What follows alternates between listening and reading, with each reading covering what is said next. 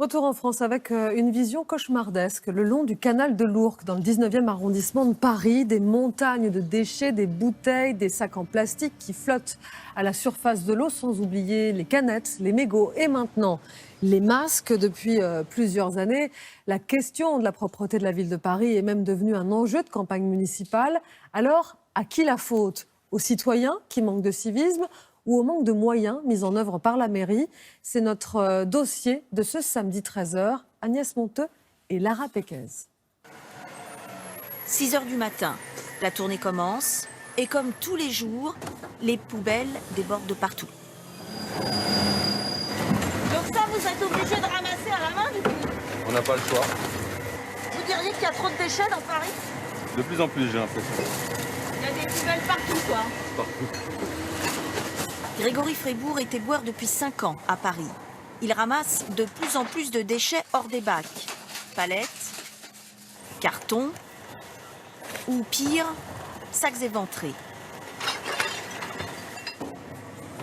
On est quand même plus de 5500 éboueurs à travailler tous les jours, 7 jours sur 7. Et Paris est toujours sale, ça change rien. Si on veut que Paris soit plus propre, ça viendra du civisme, que les gens fassent un peu plus attention, soient un peu plus respectueux. Ça passera que par là. Emballage, encombrant, graffiti, présence de rats dans les jardins et les rues, la capitale est très critiquée.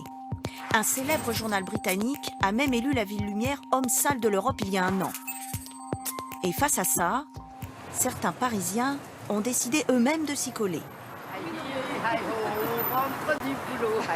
Dans le très chic 16e arrondissement, ces riverains, filmés ici avant que le masque soit obligatoire, nettoient tous les mois. Et ils trouvent vraiment de tout.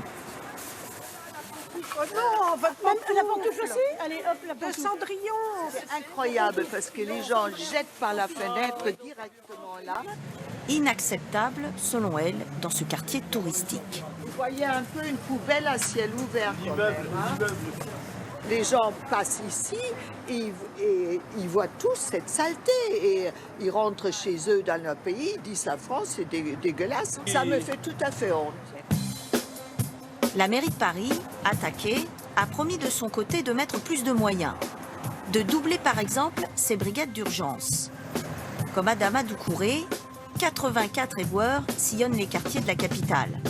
Ils répondent aux réclamations des Parisiens dans l'heure via l'application Dans ma rue, qui leur signale toutes sortes de déchets. S'exprime l'eau, présence de sacs de déchets de ménage. Ces éboueurs sont de plus en plus sollicités et ont parfois du mal à répondre à toutes les demandes. Dès qu'on finit, en fait, on n'a pas le temps de souffler. On finit là, on va à l'autre côté, on termine, on va à l'autre bout du 11e, ainsi de suite. Renforcer la réactivité, c'est la promesse de la mairie de Paris, que certains pensent insuffisant face à une situation qui se dégraderait. Edouard Funstein est lui aussi éboueur et a fondé une association bénévole de nettoyage. Depuis le Covid, il voit de plus en plus de dépôts sauvages comme celui-ci à perte de vue qu'il avait nettoyé la semaine dernière. Donc là, on voit des gravats, mais aussi peut-être un salon de coiffure qui est venu déverser. Au sol, tout y est. Brosse, carnet de rendez-vous, jusqu'aux revues.